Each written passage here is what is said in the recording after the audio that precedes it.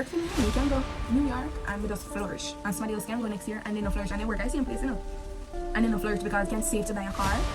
They go and they can save to build a house, they can save to invest in a business, and it's not that. Alright, so hey guys, welcome back to another video. This video is long overdue, let me tell you. Somebody has asked me this question for like some months now, and I thought I answered the question, but it wasn't answered apparently. And then seeing persons face to face, they asked me the question over and over and over. Sorry about look squeaking, the chair overdo itself when I got up with that right now. But yeah, this video is long overdue. I hope I don't draw it out, and I hope I answer every question that you guys are concerned about. If I did not, feel free to comment. I always try for answer. I'm not hype. And once I have the time, once I'm at the school, church, or wherever I am, I will try my best to answer. So the title is work and travel worth it? Is lifeguard worth it? Before I continue, I want to say, if you're hearing the rain in the background, it's God's blessing. I cannot control it. I'm so sorry. Just think about it as, you know, like a little background sound. Okay, so is work and travel worth it? Is lifeguard worth it? And I can say it all depends on who you are as a person, where you are going to, and the people that you associate yourself. The work and travel will be worth it depending on all those factors that I've just listed out, because every individual is different, every state is different, everybody's priority is different, so it can be good for me and not good for you. Mind you, everything that I will be saying in this video, it is based on my experience and persons that I know that have experienced something like that and what I've been seeing. Because you know, say TikTok and Instagram, it's an open platform where persons share their experiences, and so this video is based off what I'm seeing and what I've experienced. So as I said before, persons asked me if work and travel is worth it and is lifeguard worth it. I'm going to break it down piece by piece. Hopefully me not miss out nothing, and if I do, as I said before, just ask me down in the comment. So work and travel can be worth it. Let me talk about lifeguard first. So lifeguard is something that I've done 3 seasons in a row, 3 years straight. I've been doing it from 2022, 2023, 2024, and it has been good and bad, let me tell you. It is something that I really appreciate, I really love, but as I said before, it can be really good and bad. The hardest part of being a lifeguard is the training. You have to complete 4 laps. That's 1 go up, 1 come down, 1 go up, 1 come down. And then at YMCA, if you don't know it, you must know YMCA or UE pool or somewhere, you know, in a long pool. Complete treading for 1 minute. That's where you don't use your hand, you use your foot to stay above water in the 10 feet, and then you will retrieve a brick, a 10-pound brick in the 10 feet.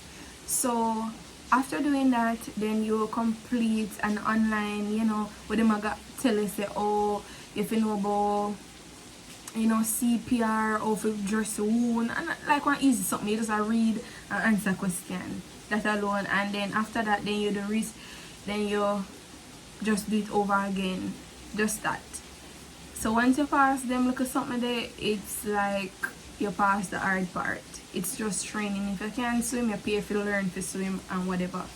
So after completing that, now when you're going to the US and you work, depending on which agency, which company you use, some people might over the US might ask you to do over but the swimming to make it, you know, to prove to them that you can actually do it. Some persons might not. They might just make you do the last recertification it called. I don't. Some agency might ask you to do it before you leave Jamaica, maybe like a month, to see that, you know, you got actually grasp what they taught you and that you actually remember how to save somebody's life, because remember, I know it's very important. What me not talk now. So that is about lifeguarding, right? And after doing all of that, when you go, you get your hours, you get your shift, you basically sit down and be vigilant. You're just sitting there with a rescue tube, looking, observing who can swim. Them supposed to have on them look a vest. As kids, if you cannot swim, you stay in the 3 feet. If you can swim, if you want to know if them can swim, them supposed to pass a test. You swim from the bottom to the top, tread water, and then you get to trust them and say, alright, them can swim. You just watch and observe. All of my 3 years, I've never rescued nobody. I try my best in my first week of being on the program. Sorry, say me I feel up my ear. It kind of distract me. In my 3 years on the program, I've never rescued anybody, because I tried my best to be vigilant enough. And what I do in the first week of being there, I normally pay attention. I look who cannot swim, who is wannabe swimmer. I look at everybody. Me know who me can trust, me know whatever. I pay a lot attention to that. I believe that's something that you need to do, so that you know that going forward, alright, Billy can swim, me run go catch my water and come back, it's supposed to, but I'm just saying. And then we say, alright, Sister Pat can't swim, and she may have to pay a whole lot of attention on, if you get what I'm saying. And then also with the help of God, and also praying, God help me, me not have to save nobody. So that is a plus. I would say it's worth it, because you don't do much. You just sit and observe. You clean the pool when it's supposed to be clean, and every day I go vacuum. And most pools, sometimes you skim, meaning like you take the net and take out the leave them. If there aren't a lot of trees, then you are good. So I wouldn't say lifeguard is something that is very hard. You just check the chemical every 45 minutes to an hour. Some states every 2 hours. So it all depends when it comes on to lifeguard. I would say it's worth it. One thing that is actually really a disadvantage for lifeguards is that if the rain, the weather plays a big part. So if it's rainy, say if it's a thunderstorm, before you left the house, you can't go again. If it happened while you're there, then they might send you home, or they might make you stay for the entire day until it's finished. It all depends. This year, 2024, was one of the worst year when it comes on to weather. I was in New Jersey, and there were a lot of thunderstorms. I think it was 4 to 5 days that I think 3 days back to back and 2 days separate, that I did not get to go to work. I did not get paid for that, because it wasn't on stand. The other years before, I think it was just one time rain did fall, but it just all depends where you go and what happened with the weather. So I would say it's worth it. And yeah, it's up to you if you like water and if you want to try it. Work and travel, no. Work and travel can be worth it. Me hate when people on TikTok, you have these little know-it-all people on TikTok, and yeah, I said it, because you're gonna talk about your work and travel experience, but you have to tell persons that this is what I experienced. You, the other person where I try influence, they don't have to experience the same thing. You have to put that out there. Then behave as if, oh, I saw work and travel go, and if you not go and do it, so you're not say nothing, you're not do it right. That is not how it goes. I'm gonna get into that. Like, work and travel can be worth it depending on the person that you are as an individual. What do I mean by that? I can get down into that, but give me a second. It depends on the individual that you are, the agency that you use, the company overseas that you're working with, the city that you're being placed in, the state, whatever. It depends on the season that you are in, and it depends on your priority as an individual. And I'm going to break down all of that, right? As I said before, you as an individual, you have all different type of people who go on work and travel. All different type of students. You have the students that, I'm a sponsor student, so I don't have to pay for my school fee. them of them people them will pay the sponsor people them whether them get sponsor from me no know the company them, the school them, wherever they get sponsors from, they are at an advantage because when they work that money and work and travel for 3 months, they don't have to pay a school fee because it's already being paid by their sponsor. So that student now, them are gonna come up, work and travel might be nice to them, like 60, 50, not 50, like 80%, it must be good because you don't have a school fee. So whatever other responsibilities that you have, then chef kiss. You get me I say? You have the student that both parents pay for them school fees. So when them come up, them not have that for worry about. Them parents just go and enjoy yourself. When it comes down to bus your school fee, anything we need for school, I got you. Just go and have a great experience. You have a nice experience there what God bless and send on in a person's life, and that is really good to have somebody that actually gives you what you want and actually is just being there for you. Chef kiss to uno, big up on yourself. You have the loan student, right, where they take out loan from first year and they come and work and travel, them work, buy what them want, buy the designer goodies, and then do what them want to do, because at the end of the 4 years they pay back your loan. So when them come back down from work and travel, not time to pay the school fee yet. When them finish school now, them have that great big fat Kyle left to pay. So you have those type of students. Then now you have the student who I fall in that category. I made up this, by the way. You have the student them who are full of responsibility. I am that person.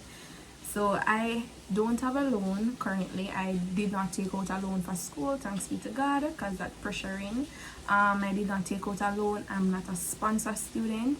I don't have family members or both parents, let me correct myself, that is paying for my school fee. I pay for my own school fee.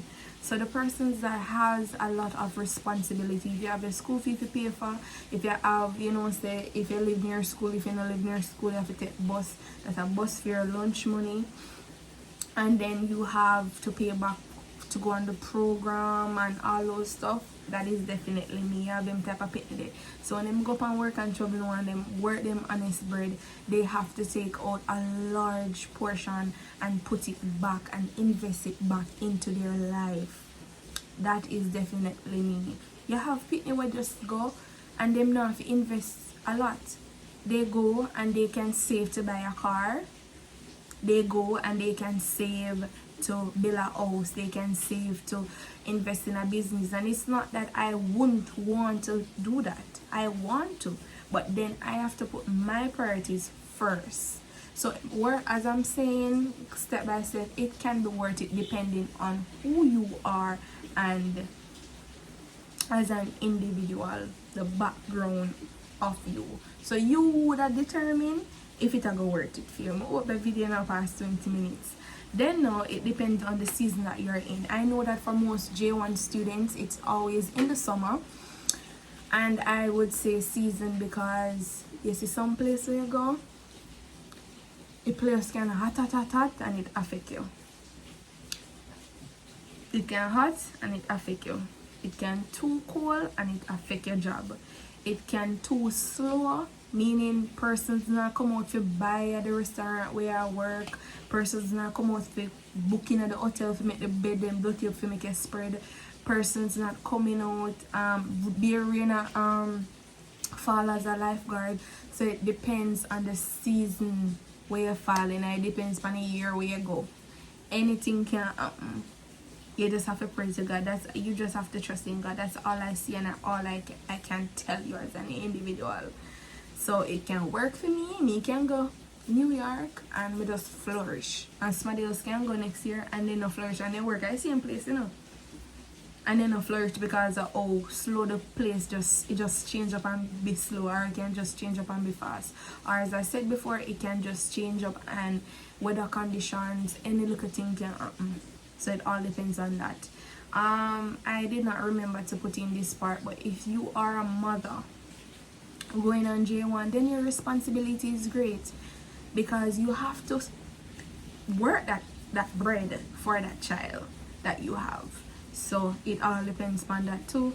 It depends on your priority as an individual.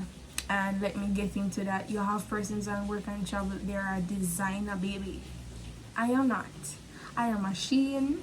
I am a Target, me name it that way.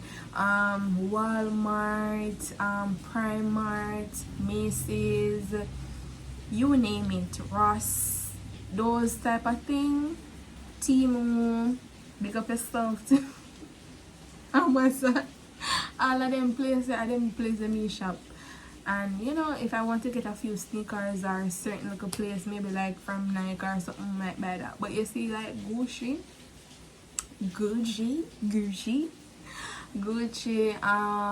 whatever you can call it, right? Gucci, Louis Vuitton, them name brand there, them brand there. I've never shopped at those places. It's not like I cannot just put a portion and spend it on myself. It's just that it's not like it not really grab me. Me's not really a designer girly. We just buy my little Bath and Body Works, my little Victoria's Secret, like my little, my little bag them from which where them come from. Me not really I feel like them something that not really phasing. So even if I was making the money to do it, I don't think that I would, because it don't really grab me. If somebody buy me it, or if one day I feel like I treat myself, then fine, but it's not a priority. So it depends on what you want. Some people go and buy all type of gadgets. Not saying that you should not upgrade, because I upgraded last year to my 14 Pro Max. And sometimes you upgrade this year, next year you don't upgrade. You have to just set your priorities straight. If you need a laptop for school, then you get that. It just all depends on what your priority is, what you're saving towards, what you're working towards. Every individual is different. So I feel like work and travel is worth it based on what you want and who you are and where you are going. So I would definitely say that about it. I hope I answered everybody's question regarding it, because trust me, there are a lot of assumptions. I'm so tired, drained. Now let me act like something they know. But tired, like literally, it just frustrating and it annoying. It annoys me to the point where sometimes I just feel like I don't want to answer people. And it's like me, I say, I don't care if they want to say my hype or me not hype. Because some, like them just have this Jamaican span at all, and I used to have it. But then when somebody explains to you, or you had the experience, and then you're going to be like, you never know. Come on, be for real. But Jamaicans on a whole, they have this idea where once they travel, and me not tell a lie, you have persons that travel and just make it. But not for everybody. You have to understand that it depends on the individual. Persons have responsibilities. They have, some people go there, them don't have a responsibility, while some persons do. And I am one of those persons. Me have responsibility. You have people like, not even me alone, you have people like when they work and travel, them a complain, oh, people just have beg them out and name them out and just not on a conscience. Like, please have look a conscience. And work and travel students, J1 students, if you're going on work and travel, don't be like some people, because sometimes me soft, and from what you, me just try my best and tough up. Because you go there for work. I'm not saying that you're not supposed to be kind and gentle, don't get me wrong. You go there for work.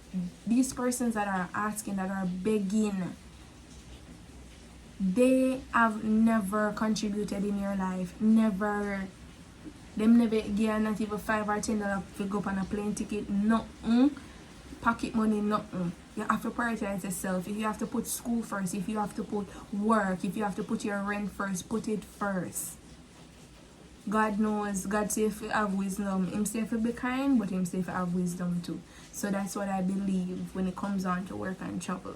So for the person, then we always assume, say, like, it's a bed of roses. It's not. Persons have to work. Let me tell you, so when you go up and work and travel, me have a branch off in a different part. Because I'm supposed to talk if it's worth it. But it's so when you go up and work and travel, one job alone cannot cut it. most of the time. It depends on where you work, because some of the primary job you not even get hours. You not even get hours. You have to try if you say, should I get a second job, should I not? But then you have to contact your sponsor to get approval from them. So it is not a bed of rose. If you want money, you have to work for that. You cannot go and pick breadfruit and ackee over there. You have to buy it. Everything that you want, you have to buy it. So it is really hard. It can be easy depending on what you have and who you are. As I said before, I can't stress it no more. But that's how I see it, and I think that's all persons, when you are analyzing, and if it's your first time going on it, I think that's all you're supposed to try to look on it as that. So I hope you enjoyed this video. As I said numerous times, if I did not answer your question, please comment under this video and I will surely answer it. Guys, get me to 1K. It's been a while now. I put in my business. I'm supposed to do God's work. I'm over here. I show no whole life, go up and work and travel. God's work, I'm supposed to preach over here. So on the door and put me. Thank you so much for supporting me, and I do hope this video find any one of you that is on the other side of the video well.